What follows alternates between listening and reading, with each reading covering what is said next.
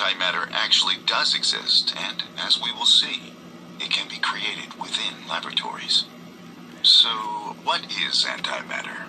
Going back to the fundamental constituents of the atom, we had protons with a positive charge, neutrons with a zero charge, and electrons with a negative charge.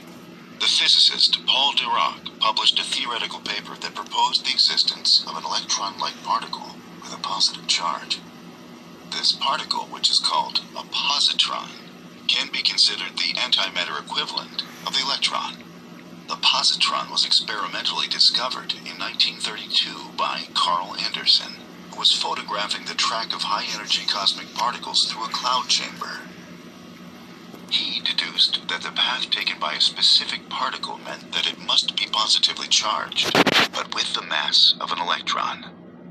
He named the particle the positron, and this demonstrated for the first time that antimatter truly does exist within our universe. Approximately 20 years later, the largest particle accelerator of the time was based at Lawrence Berkeley Laboratory, California. The Bevatron, as it was known, was home to the discovery of the antiproton in 1955. The discovery led to the Nobel Prize for the principal investigators, Chamberlain and Segre, in 1959. Today, the standard model of particle physics acknowledges that every type of particle has an antimatter equivalent. So what happens when a particle and antiparticle meet?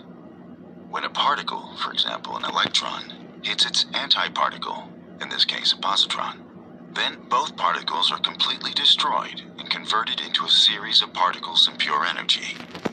The amount of energy produced can be calculated using Einstein's famous equation, E equals mc squared.